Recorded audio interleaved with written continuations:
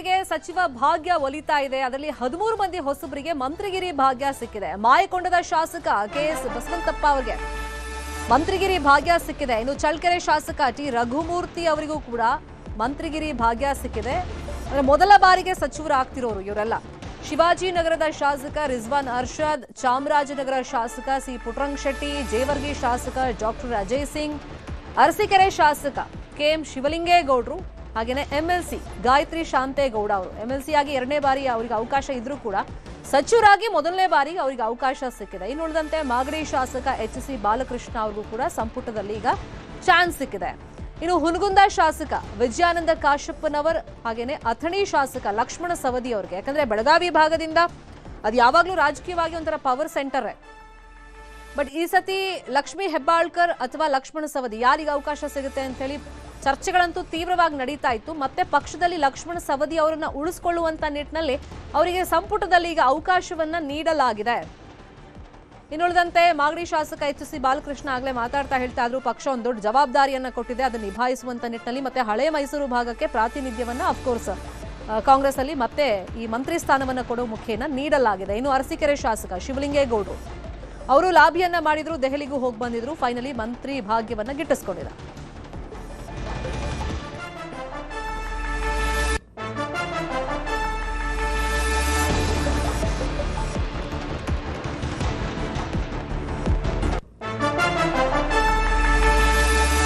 ಶಾಮನೂರು ಫ್ಯಾಮಿಲಿಗೆ ಒಂದು big shock. S Mallikarjun ಅವರಿಗೆ 2ನೇ ಪಟ್ಟಿಯಲ್ಲಿ ಅವಕಾಶ ಇಲ್ಲ. 2ನೇ ಪಟ್ಟಿಯಲ್ಲಿ ಅವ್ರ ಹೆಸರಿಲ್ಲ, ಹಾಗಾಗಿ ಸಂಪುಟದಲ್ಲಿ ಅವಕಾಶ ಇಲ್ಲ. ಡಿ.ಕೆ. ಶಿವಕುಮಾರ್ ಸಂಪುಟದಲ್ಲಿ ಎಸ್ ಮಲ್ಲಿಕಾರ್ಜುನ್ ಅವರಿಗೆ ಚಾನ್ಸ್ ಸಿಕ್ಕಿಲ್ಲ. ಈ ಹಿಂದೆ ಸಿದ್ದರಾಮಯ್ಯ ಅವರ ಸಂಪುಟದಲ್ಲಿ ಅವರಿಗೆ ಅವಕಾಶ ಸಿಕ್ಕಿತ್ತು. ಅವ್ರ ಕಾರ್ಯವೈಖರಿ ಬೇರೆ ವಿಷಯ, ಅದರ ಸಮಾಧಾನ ತಂದಿದೆಯೋ ಬಿಟ್ಟಿದೆಯೋ ಅನ್ನೋದು. ಆದ್ರೆ ಅವಕಾಶ ಈ ಸತಿ ಮತ್ತೆ ಸಿಕ್ಕಿಲ್ಲ ಅವ್ರಿಗೆ, ಈ ಹಿಂದೆ ಸಿಕ್ಕಿತ್ತು.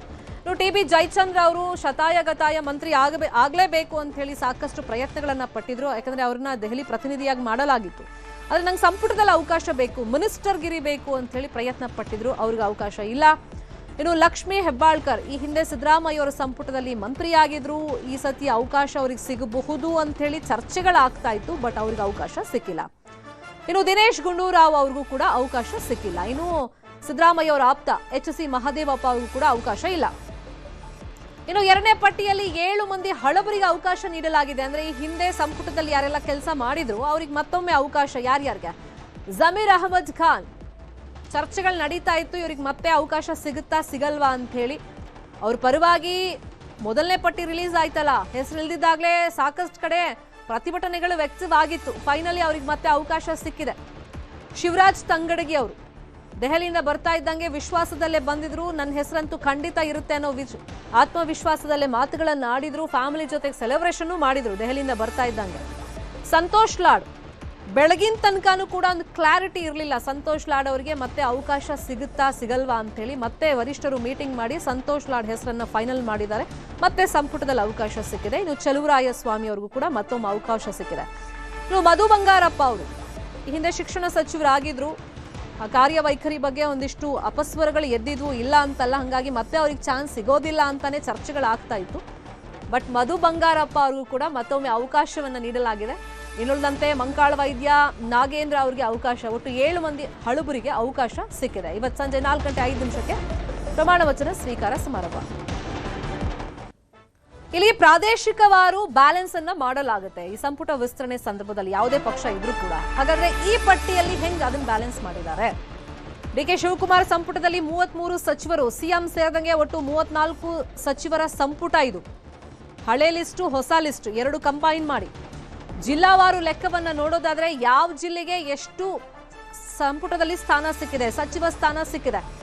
ಬೆಂಗಳೂರು ಜಿಲ್ಲೆಗೆ ಅತಿ ಹೆಚ್ಚು 6 ಸಚಿವ ಸ್ಥಾನ ಸಿಕ್ಕಿದೆ. ಇನ್ನು ಕಲಬುರಗಿ ಜಿಲ್ಲೆಗೆ ಒಟ್ಟು 3 ಸಚಿವ ಸ್ಥಾನ ಸಿಕ್ಕಿದೆ. ಸಿಎಂ ಜಿಲ್ಲೆ ಬೆಂಗಳೂರು ದಕ್ಷಿಣಕ್ಕೆ ಸಿಎಂ ಸೇರಿದಂಗೆ 2 ಅವಕಾಶ.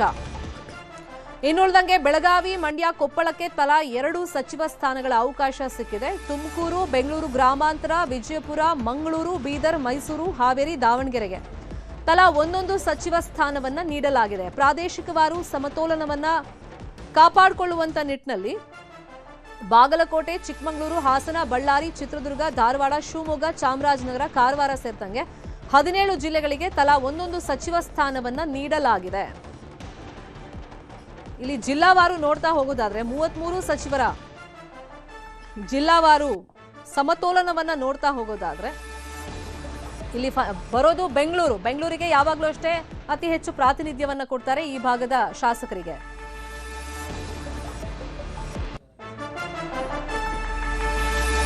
ಇಲ್ಲಿ ಪರಿಷತ್ನಿಂದ ಆಯ್ಕೆ ಆದವರಿಗೂ ಕೂಡ ಇಬ್ಬರಿಗೆ ಮಂತ್ರಿಗಿರಿ ಭಾಗ್ಯ ಸಿಕ್ಕಿದೆ. ಈ ಹಿಂದಿನ ಪಟ್ಟಿಯಲ್ಲಿ ಅಂದ್ರೆ ಮೊದಲ ಪಟ್ಟಿ ರಿಲೀಸ್ ಆದಾಗ ಸಿದ್ದರಾಮಯ್ಯ ಅವ್ರ ಕೋಟಾದ ಅಡಿಯಲ್ಲಿ ಅವ್ರ ಮಗ ಯತೀಂದ್ರ ಸಿದ್ದರಾಮಯ್ಯ ಅವರಿಗೆ ಅವಕಾಶ ಸಿಕ್ಕಿತ್ತು, ಅವರಿಗೆ ಮಂತ್ರಿ ಆಗಿದ್ದಾರೆ.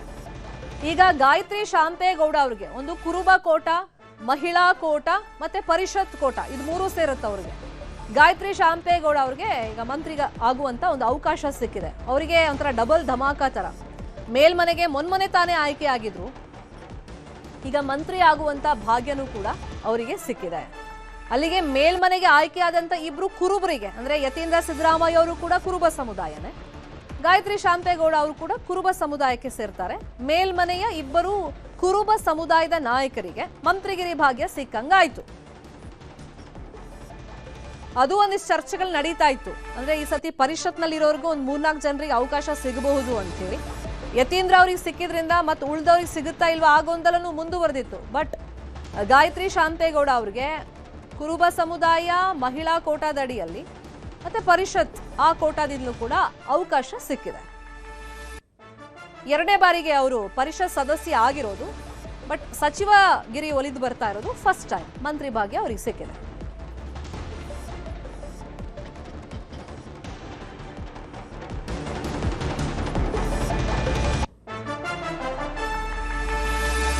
ಸ್ಪೀಕರ್ ಸ್ಥಾನಕ್ಕೆ GS ಪಾಟೀಲ್ ಅವರನ್ನ ನೇಮಕ ಮಾಡಲಾಗಿದೆ. ಡೆಪ್ಯೂಟಿ ಸ್ಪೀಕರ್ ಆಗಿ ಎಸ್ ಪೊನ್ನಣ್ಣ ಅವರು, ಯಾಕಂದ್ರೆ ಮಂತ್ರಿಗಿರಿ ರೇಸ್ನಲ್ಲಿ ಅವರಿದ್ರು, ದೆಹಲಿಗೂ ಹೋಗಿ ಲಾಭಿಯನ್ನ ಮಾಡ್ತಾ ಇದ್ರು, ಸಾಕಷ್ಟು ಸತಿ ಹೋಗಿ ಲಾಭಿ ಮಾಡಿ ಬಂದಿದ್ರು.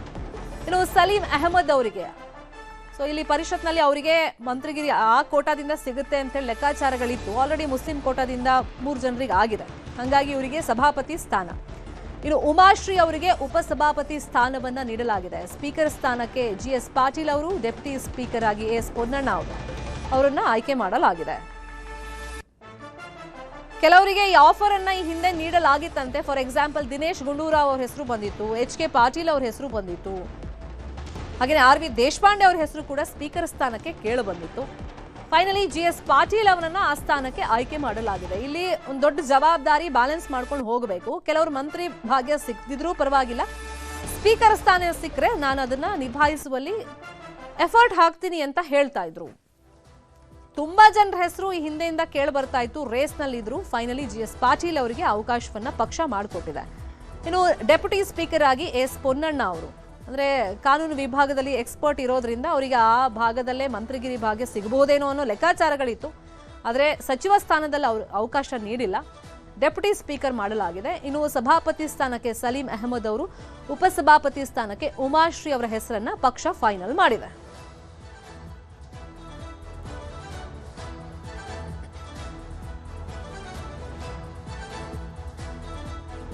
ಸ್ಪೀಕರ್ ಸ್ಥಾನಕ್ಕೂ ಈ ಸತಿ ಸಾಕಷ್ಟು ಪೈಪೋಟಿಗಳಿತ್ತು. ಯಾಕಂದ್ರೆ ಸಂಪುಟದಲ್ಲಿ ಮೇಜರ್ ಬದಲಾವಣೆ ಆಗುತ್ತೆ ಅನ್ನೋ ಚರ್ಚೆ ಹುಟ್ಕೊಂಡ ಬೆನ್ನಲ್ಲೇ ಸ್ಪೀಕರ್ ಸ್ಥಾನ ಸಿಕ್ಕರೂ ನಿಭಾಯಿಸಬಲ್ಲೆ ಅಂತ ಕೆಲವರು ಹೇಳ್ತಾ ಇದ್ರು. ಇನ್ನು ಕೆಲವರು ನನಗೆ ಸ್ಪೀಕರ್ ಸ್ಥಾನ ಅಂತ ಯಾವುದೇ ಕಾರಣಕ್ಕೂ ಬೇಡ, ಕೊಟ್ರೆ ನನಗೆ ಮಿನಿಸ್ಟರ್ ಗಿರಿನೇ ಬೇಕು ಅಂತ ಕೇಳ್ತಾ ಇದ್ರು. ಫೈನಲಿ GS ಪಾಟೀಲ್ ಅವರನ್ನ ಸ್ಪೀಕರ್ ಆಗಿ ಆಯ್ಕೆ ಮಾಡಿದೆ ಪಕ್ಷ. ರಿಜ್ವಾನ್ ಅರ್ಷದ್ ಅವರು ಮಂತ್ರಿ ಆಗುವಂತ ಭಾಗ್ಯವನ್ನ ಪಡ್ಕೊಂಡಿದ್ದಾರೆ. ಈ ಬಗ್ಗೆ ಮಾತಾಡಿದ್ದಾರೆ ನಮ್ಮ ಪ್ರತಿನಿಧಿ ಆಶಿಕ್ ಅವರನ್ನು ಮಾತನಾಡಿಸಿ ನೋಡೋಣ. ಜೊತೆಗೆ ರಿಜ್ವಾನ್ ಅರ್ಷದ್ ಅವರಿದ್ದರನ್ನು ಮಾತಾಡ್ಸೋಣ. ಸರ್, ಮೊದಲನೇದಾಗಿ ಶುಭಾಶಯಗಳು. ಮೊದಲ ಬಾರಿಗೆ ಸಚಿವ ಸಂಪುಟ ಸೇರಿದಿರಿ, ಯಾರು ಕರೆ ಮಾಡಿದ್ರಿ, ಏನು ಹೇಳಿ? ಮಾನ್ಯ ಮುಖ್ಯಮಂತ್ರಿಯವರು ಕರೆ ಮಾಡಿ 4 ಗಂಟೆಗೆ ರಾಜಭವನಕ್ಕೆ ಬನ್ನಿ ಅಂತ ಹೇಳಿದ್ದಾರೆ. ಅವ್ರಿಗೆ ಧನ್ಯವಾದಗಳನ್ನು ಹೇಳೋಕ್ಕೆ ಬಯಸ್ತೇನೆ. ವಿಶೇಷವಾಗಿ ಸಿದ್ದರಾಮಯ್ಯನವರು, ನಮ್ಮ ಹಿರಿಯ ನಾಯಕರು, ಅವ್ರಿಗೆ ಧನ್ಯವಾದಗಳನ್ನು ಹೇಳಕ್ಕೆ ಬಯಸ್ತೇನೆ. ರಾಹುಲ್ ಗಾಂಧಿಯವರು ಯುವಕರನ್ನು ಆಯ್ಕೆ ಮಾಡ್ತಕ್ಕಂಥ ಜವಾಬ್ದಾರಿಯಲ್ಲಿ ಯಾವಾಗಲೂ ಅವ್ರು ಮುಂಚೂಣಿಯಲ್ಲಿರ್ತಾರೆ. ಮಲ್ಲಿಕಾರ್ಜುನ್ ಖರ್ಗೆರ್ ಅವರಿಗೆ ಧನ್ಯವಾದಗಳನ್ನು ಅರ್ಪಿಸಕ್ಕೆ ಬಯಸ್ತೇನೆ. ಸರ್, ಇಂಥದ್ದೇ ಪೋರ್ಟ್ಫೋಲಿಯೋ ಅಥವಾ ಖಾತೆ ಸಿಕ್ಕರೆ ಕೆಲಸ ಮಾಡೋದಕ್ಕೆ ಅನುಕೂಲ ಆಗುತ್ತೆ, ನಾನು ಇದ್ರ ಬಗ್ಗೆ ಭಾಳ ನಾಲೆಜ್ ಇದೆ ಅಂತ ಯಾವುದಾದ್ರೂ ಪರ್ಟಿಕ್ಯುಲರ್ ಆಗಿರೋ ಖಾತೆ ಇದೆಯಾ ಸರ್? ನೋಡಿ, ಖಾತೆ ಹಂಚೋದು ಮಾನ್ಯ ಮುಖ್ಯಮಂತ್ರಿಗಳ ಅಧಿಕಾರ ಕ್ಷೇತ್ರ. ಅವರು ಯಾರ ಮೇಲೆ ಯಾರಿಗೆ ಏನು ಜವಾಬ್ದಾರಿ ಕೊಟ್ಟರೆ ನಿಭಾಯಿಸ್ತಾರೆ ಅಂತ ಅವರ ಇದರಲ್ಲಿ ಆಲೋಚನೆಯಲ್ಲಿ ಬರುತ್ತೆ. ಅವ್ರು ಏನು ಕೊಡ್ತಾರೆ ಅದನ್ನು ಮಾಡ್ತೀನಿ. ಮುಸ್ಲಿಮರ ಪ್ರಾತಿನಿಧ್ಯದ ಬಗ್ಗೆ ಏನು ಹೇಳ್ತೀರಾ ಸರ್? ಈ ಪಟ್ಟಿಯಲ್ಲಿ 2ನೇ ಕ್ಯಾಬಿನೆಟ್ ಅಲ್ಲೂ ಹಿಂದೆನೂ ಕೂಡ ಸಾಕಷ್ಟು ಬಾರಿ ಚರ್ಚೆ ಆಗಿತ್ತು. ದಾವಣಗೆರೆ ಬೈ ಎಲೆಕ್ಷನ್ ಸಂದರ್ಭದಲ್ಲೂ ಕೂಡ ಬಹಳಷ್ಟು ದೊಡ್ಡ ಚರ್ಚೆ ಆಗಿತ್ತು. ನೋಡಿ, ಹಿಂದೆ ಒಂದು ಖಾದರ್ ಅವ್ರಿಗೆ ಅವಕಾಶ ಸಿಕ್ಕಿದೆ. ಈ ಪಟ್ಟಿಯಲ್ಲಿ ಇಬ್ಬರನ್ನ ಅವಕಾಶ ಸಿಕ್ಕಿದೆ. 3 ಜನ ಸಚಿವರನ್ನು ಹಿಂದಿನ ಸರ್ಕಾರದಲ್ಲಿ ಇಬ್ಬರು ಇದ್ರು, ಈಗ 3 ಜನ ಆಗಿದ್ದೇವೆ. ಸೊ ಸಾಮಾಜಿಕ ನ್ಯಾಯ ಮೇಲೆ ನಂಬಿಕೆ ಇಟ್ಟಿರ್ತಕ್ಕಂಥ ನಮ್ಮ ಪಕ್ಷ ಎಲ್ಲ ಜಾತಿ ಜನಾಂಗದ ವರ್ಗದ ಜನರಿಗೆ ಅವಕಾಶ ಮಾಡಿಕೊಟ್ಟಿದೆ. ಹಾಗೆ ಮುಸಲ್ಮಾನರಿಗೂ ಅವಕಾಶ ಮಾಡಿಕೊಟ್ಟಿದೆ. ಅಲ್ಪಸಂಖ್ಯಾತರು ಜಾರ್ಜ್ ಸಾಹೇಬರು ಸೇರಿ 4 ಜನ ಈಗ ಸಂಪುಟದಲ್ಲಿ ಇರ್ತೇವೆ. ಸೊ ಕಾಂಗ್ರೆಸ್ ಪಕ್ಷದಿಂದಾನೇ ಸಾಧ್ಯ ಅಂತ ನಾನು ಹೇಳಕ್ ಬಯಸ್ತೇನೆ. ಅಂದರೆ ಹೊಸೊಬ್ಬರಿಗೆ, ಅದರಲ್ಲೂ ಮುಖ್ಯವಾಗಿ ಯಂಗ್ಸ್ಟರ್ಸ್ಗಳಿಗೆ, ಹೊಸ ಹೊಸ ಆಲೋಚನೆ ಇಟ್ಕೊಂಡವರಿಗೆ ಅವಕಾಶ ಈ ಬಾರಿ ಸಿಕ್ಕದಂತಾಗಿದೆ ಅನ್ನುವಂಥ ಚರ್ಚೆಗಳು ನಡೀತಾ ಇರುವಂಥ ಸುಮಾರು ಯಂಗ್ಸ್ಟರ್ಸ್ಗೆ ಅವಕಾಶ ಸಿಕ್ಕಿರ್ತಕ್ಕಂಥದ್ದು. ಅದು ಎಂದಿಗೂ ರಾಹುಲ್ ಗಾಂಧಿಯವರು ಮತ್ತು ನಮ್ಮ ಹಿರಿಯ ಎಲ್ಲ ನಾಯಕರು, ಮಾನ್ಯ ಮುಖ್ಯಮಂತ್ರಿಗಳು ಎಲ್ಲರೂ ಸೇರಿ ಯುವಕರಿಗೆ ಅವಕಾಶ ಕೊಡಬೇಕು ಅಂತ ತೀರ್ಮಾನ ಮಾಡಿ ಕೊಟ್ಟಿದ್ದಾರೆ. ಅವರಿಗೆ ಧನ್ಯವಾದಗಳು. 2ನೇ ಪಟ್ಟಿ ಯುವ ಸಚಿವರ ಪಟ್ಟಿ ಆಗಿದೆ. ನಿಶ್ಚಿತವಾಗ್ಲೂ ಯುವ ವರ್ಗದ ಜನಸಂಖ್ಯೆ ಇಷ್ಟು ಹೆಚ್ಚಾಗಿ ಇರುವಾಗ ಯುವ ವರ್ಗದ ಅವರ ಭವಿಷ್ಯದ ಚಿಂತನೆ ರಾಜ್ಯದ ಸಂಪುಟದ ನಿರ್ಣಯಗಳಲ್ಲಿ ಇರಬೇಕು. ಅದಕ್ಕೋಸ್ಕರ ನಮ್ಮೆಲ್ಲರನ್ನು ಅವಕಾಶ ಮಾಡಿಕೊಟ್ಟಿದ್ದಾರೆ. ಕಂಗ್ರಾಚುಲೇಷನ್ಸ್.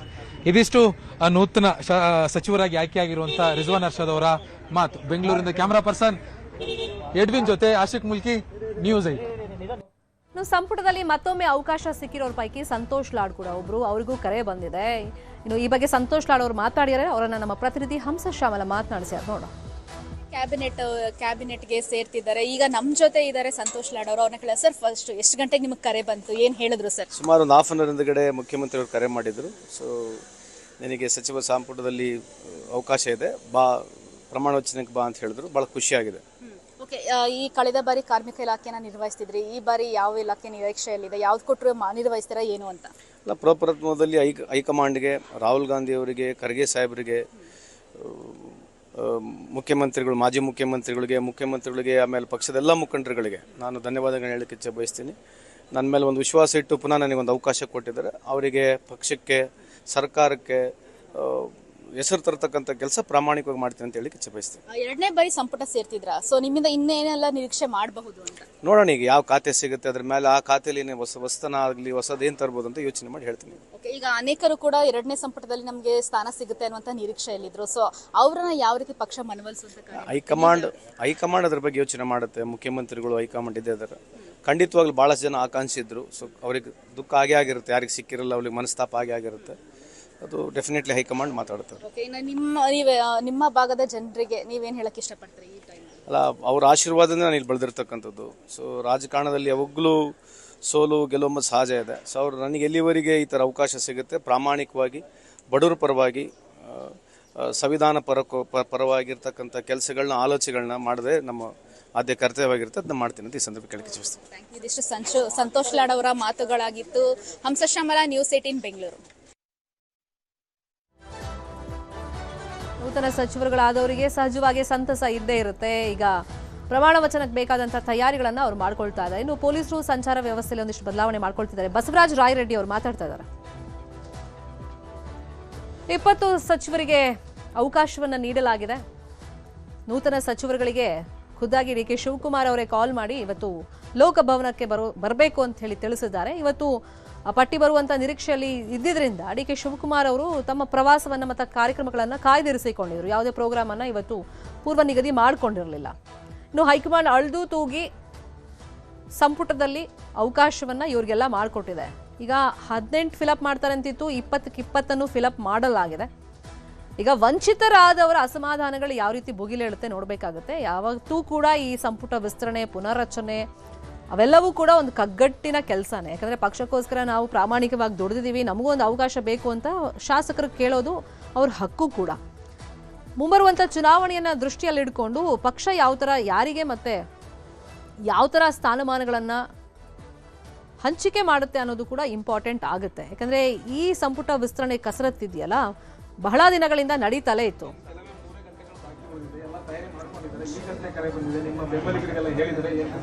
ಇಲ್ಲ, ನಾನು ಫೋನ್ ಬಂದಮೇಲೆ ಹೇಳ್ತೀನಿ. ಆದರೂ ನನ್ನ ಕಾರ್ಯ ಸುಮಾರು ಜನ ಬಂದಿದ್ದಾರೆ, ಇನ್ನೂ ಬರೋರು ಯಾಕಂದ್ರೆ ನಮಗೆ ಹೊರಗಡೆ ಹೋಗೋಕ್ಕೆ ಪಾಸ್ ಇಟ್ಕೊಡ್ತಾರೆ ಗೊತ್ತಿಲ್ಲ. ಹಾಗಾಗಿ ನಾವು ಲಿಮಿಟ್ ಆಗಿ ಇದು ಪುಟ್ಟರಂಗ ಶೆಟ್ಟಿ ಅವರ ಮತ್ತೆ ಪುಟ್ಟರಂಗ ಶೆಟ್ಟಿ ಅವರಿಗೆ ಇನ್ನೂ ಕೂಡ ಕಾಲ್ ಬಂದಿಲ್ಲ ಅಂತ ಹೇಳಿ ಮಾಹಿತಿ ಬಂದಿತ್ತು. ಅಂದ್ರೆ ಇನ್ನು ವೇಟ್ ಮಾಡ್ತಾ ಇದ್ದಾರೆ. ಯಾಕಂದ್ರೆ ಕಳೆದ ಬಾರಿನೂ ಅಷ್ಟೇ ಲಾಸ್ಟ್ ಮಿನಿಟ್ ಅಲ್ಲಿ ಅವರಿಗೆ ಸಂಪುಟದಲ್ಲಿ ಸೇರ್ಪಡೆ ಆಗುವಂತ ಅವಕಾಶ ಕೈತಪ್ಪು ಹೋಗಿತ್ತು. ಸೊ ಈ ಸತಿನೂ ಹಂಗೆ ಆಗುತ್ತಾ ಅಂತ ಹೇಳಿ ಒಂದು ಆತಂಕ ಇದ್ದೇ ಇರುತ್ತೆ. ಯಾಕಂದ್ರೆ ಲಿಸ್ಟ್ ಅಲ್ಲಿ ಹೆಸರಂತೂ ಇದ್ದೇ ಇದೆ. ನನ್ನ ಜೊತೆ ನೂತನ ಸಚಿವರಾದಂತ ಪುಟ್ಟರಂಗ ಶೆಟ್ಟಿ ಅವರು ಇದ್ದಾರೆ. ಅವ್ರನ್ನ ಮಾತಾಡ್ಸ್ತಾ ಹೋಗೋಣ. ಸರ್, ಈಗಷ್ಟೇ ಫೋನ್ ಬಂತು, ವೇಟ್ ಮಾಡ್ತಾನೆ ಇದ್ರು 1 ಗಂಟೆಯಿಂದ, ಯಾವಾಗ ಫೋನ್ ಬರುತ್ತೆ ಅಂತ ಹೇಳಿ. ಅದೇ ನಮ್ಮ ಮಾನ್ಯ ಮುಖ್ಯಮಂತ್ರಿಗಳು ನಮಗೆ ಫೋನ್ ಮಾಡಿ 4 ಗಂಟೆಗೆ ಶರ್ಮನ್ ಇದೆ, ನೀವು ನಿಮ್ಮನ್ನು ಸಚಿವರಾಗಿ ಆಯ್ಕೆ ಮಾಡಿದ್ದೀನಿ, ಬರಬೇಕು ಅಂತ ಹೇಳಿದ್ದಾರೆ. ಭಾಳ ಸಂತೋಷ ಆಗ್ತಾ ಇದೆ ಭಾಗವಹಿಸಿ.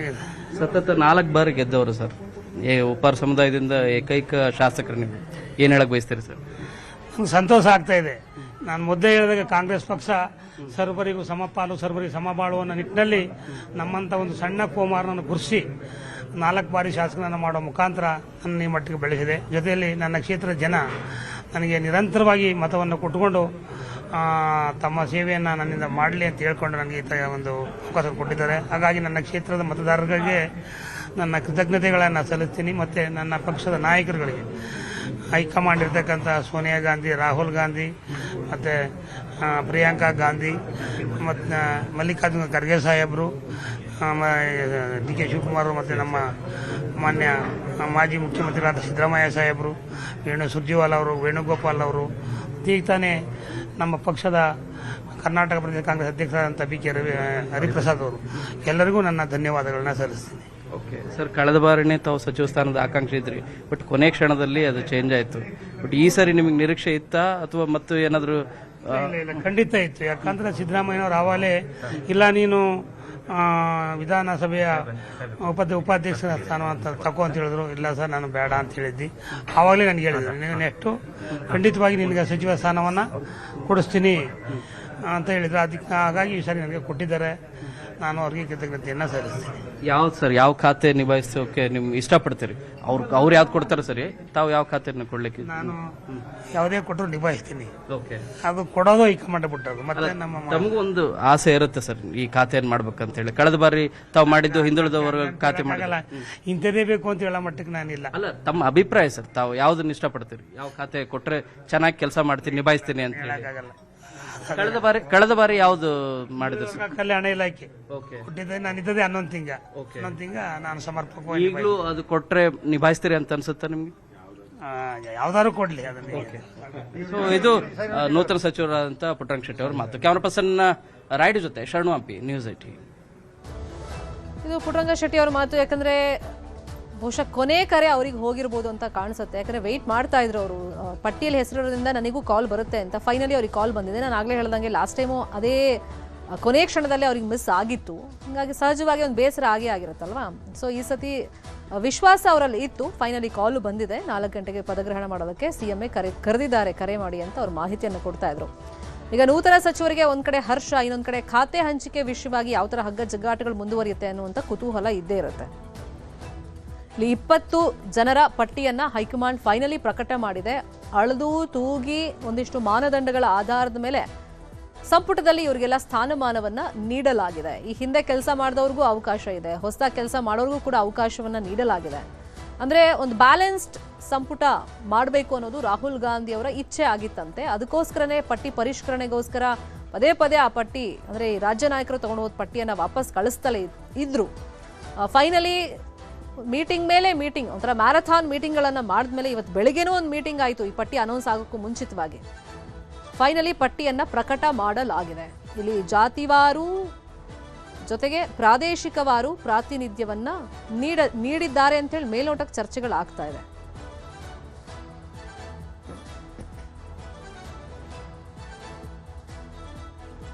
ಇನ್ನು ಬಸವಂತಪ್ಪ ಅವರಿಗೆ ಮಾಯಕೊಂಡ SC ಸಮುದಾಯ ಆ ಕೋಟಾದಲ್ಲಿ ಅವರಿಗೆ ಸ್ಥಾನಮಾನ ಸಿಕ್ಕಿದೆ.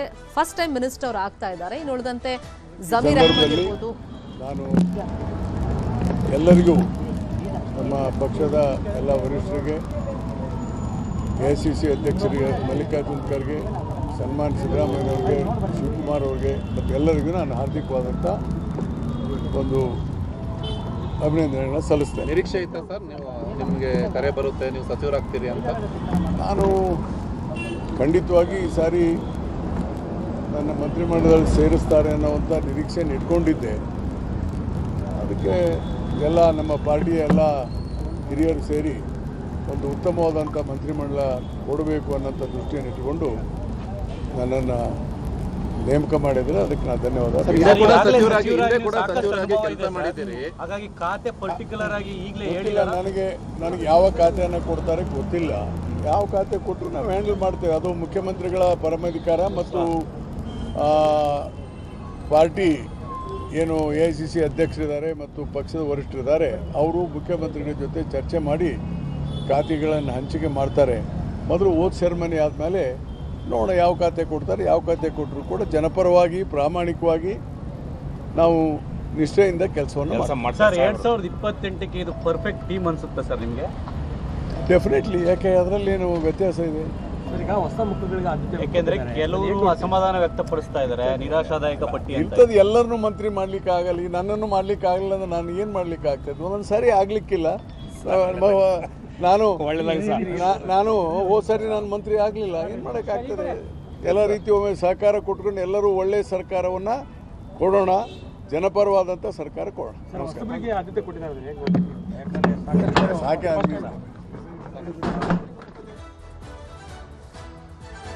ಬಸವರಾಜ ರಾಯರೆಡ್ಡಿ ಅವರ ಮಾತು ನಿರೀಕ್ಷೆ ಇತ್ತು, ಈಗ ಜವಾಬ್ದಾರಿ ಕೊಟ್ಟಿದ್ದಾರೆ, ಅದನ್ನು ಸಮರ್ಥವಾಗಿ ನಿಭಾಯಿಸ್ತೀನಿ ಅನ್ನೋ ಮಾತುಗಳನ್ನು ಅವ್ರು ಆಡ್ತಾ ಇದ್ರು.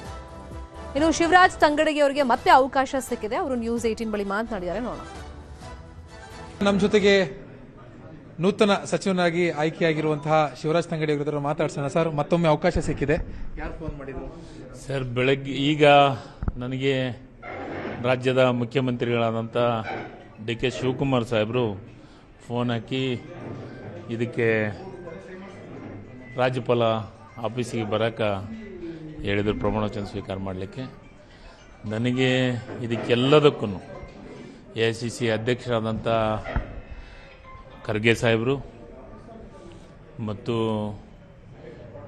DK ಶಿವಕುಮಾರ್ ಅವರು ಮತ್ತು ಸಿದ್ದರಾಮಯ್ಯನವರು ಮತ್ತು ಪ್ರಿಯಾಂಕಾ ಖರ್ಗೆ ಅವರು ನನಗೆ ಭಾಳ ವಿಶೇಷವಾದಂಥ ಒಂದು ಗೆಳೆತನದೊಳಗೆ ನನಗೆ ಒಂದು ಹೆಚ್ಚು ಶಕ್ತಿಯನ್ನು ತುಂಬುವಂಥ ಕೆಲಸವನ್ನು ಮಾಡಿದ್ದಾರೆ.